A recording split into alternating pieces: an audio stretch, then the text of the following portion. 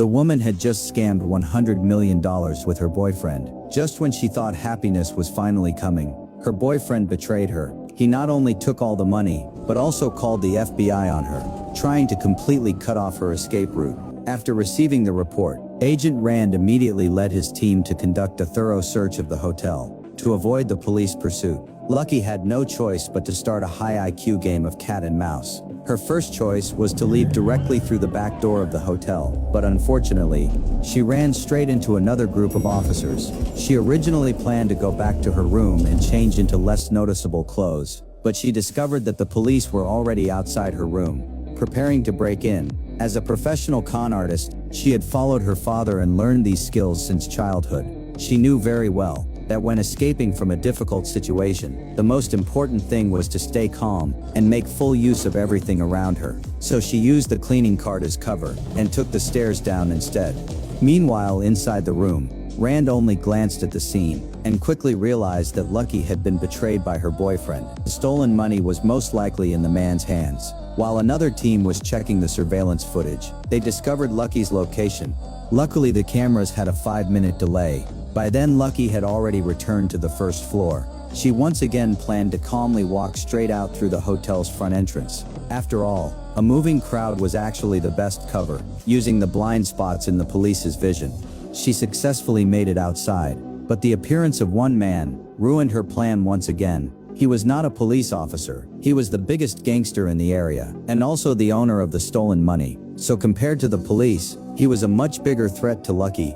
On one side was the FBI chasing her. On the other side was the gang trying to kill her. If she wanted to escape the hotel, Lucky had to adapt to the situation. However, the overly obvious red coat still allowed Rand to spot her. That's her! That's her! Go, go, go, go, go! Hey! Lucky quickly changed her outfit. She knew that to successfully escape, she had to keep confusing the police's judgment and buy herself more time. There was no time to waste, and she could not stop moving. While running away, Lucky quietly took anything she could use. She observed and collected everything valuable, including the hotel's access card and the staff's jacket. Eventually, she arrived at the loading area, where workers were loading laundry onto trucks. Without a doubt, this truck was her only chance at that moment. But getting onto it successfully required some acting. Of course, that was nothing difficult for a professional con artist. My boyfriend's just an asshole when he drinks. I'm gonna call the cops. No. But if you could get me out of here, that would be really helpful.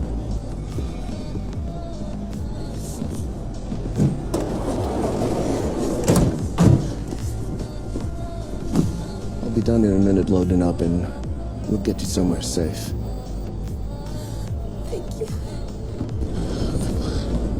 After tracking her all the way, Rand also arrived at the entrance, but because she did not have an access card, she missed the best opportunity. Stop now! The robber, who had just escaped from the police, never expected that she would run into another cop, but in the next second, luck was on her side again.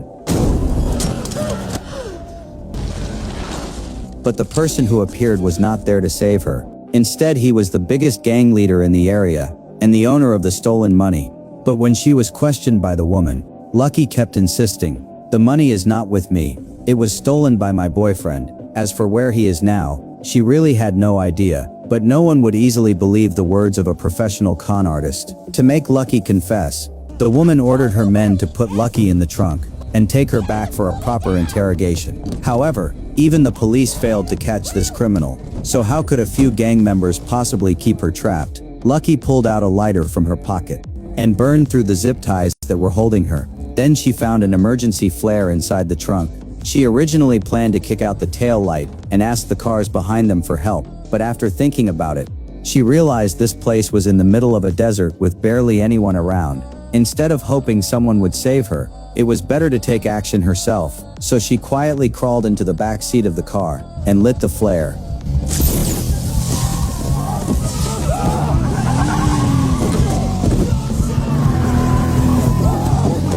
As the car fell into chaos, it rolled off the road, and Lucky and one of the killers were thrown out at the same time. Seeing that the killer had already grabbed her by the throat and seemed to have the upper hand, he had no idea that Lucky had quietly reached into her pants pocket With the power of her name, luck came to Lucky once again, and she successfully turned the tables, but she knew there were still countless police officers chasing her from behind, so she put the body into the car, set it on fire one last time, then continued her escape. However, the careful Lucky did not head toward the road. Instead, she turned around and walked deeper into the desert. With no supplies and no water, surviving in the desert was now completely up to fate.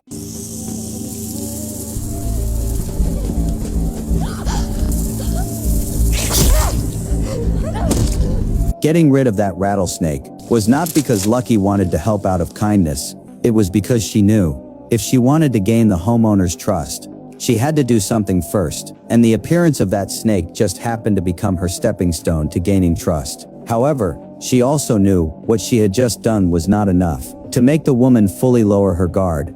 After all, covered in strawberry jam from head to toe, anyone could tell something had happened to her. So from the moment Lucky entered the house, she started gathering information. Through simple observation, she discovered that this house only had items belonging to the woman and her daughters, which meant she probably had a bad relationship with her husband. So, the husband would become Lucky's way to gain her trust. Listen, I don't want to lie to you. And I'm sure you've already guessed that this wasn't exactly an accident. I know. Yeah, my husband and I got into a fight and he pushed me out the car. I don't really know what to do right now. You want to hear my advice? You gotta leave him.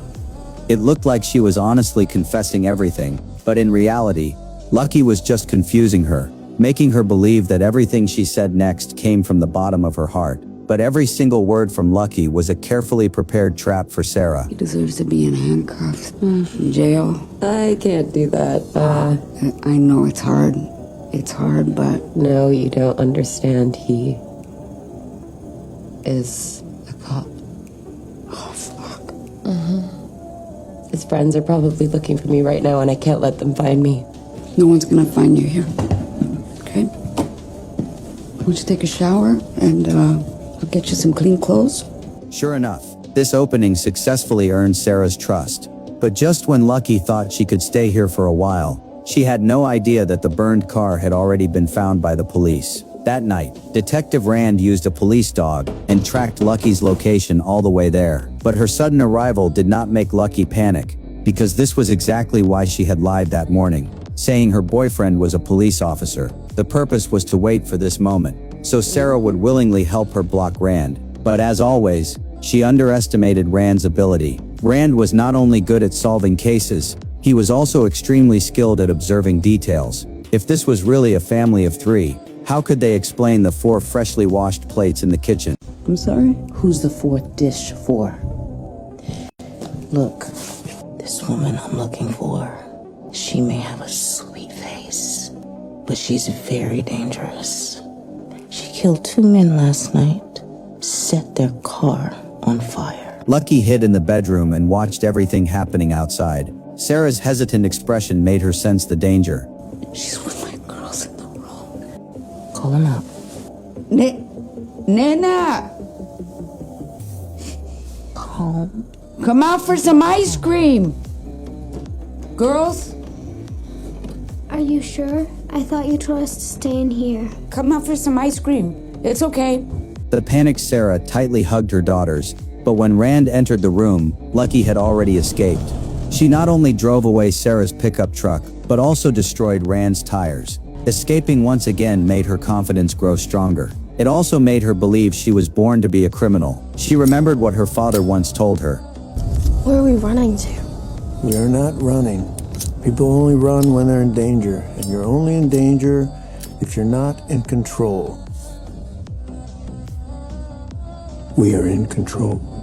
But just as she was feeling proud of herself, a car suddenly passed right by her, and it was the killer Dodge. He had hacked into the police channel and learned Lucky's information, so he immediately turned around and started chasing after her.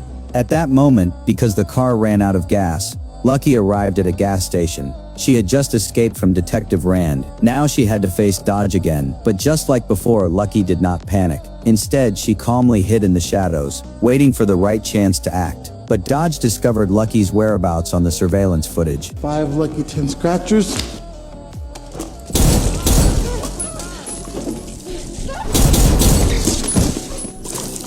The leaked gasoline caused Lucky to slip and fall, and Dodge calmly walked over to stand in front of her, trying to use his gun to force Lucky to hand over the stolen money. Seeing that he still refused to believe her, Lucky knew explaining more would be useless. So she slowly stood up to buy herself some time, while secretly looking around, searching for anything she could use, and the gasoline under her feet gave her a way to escape.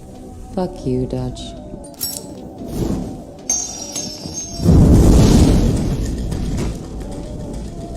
The fire was not enough to kill anyone, but it could buy Lucky enough time to hide. But in this endless desert, no matter how far she ran, she could only hide behind the car. Seeing that she was about to be caught, at the critical moment, police sirens suddenly sounded in the distance.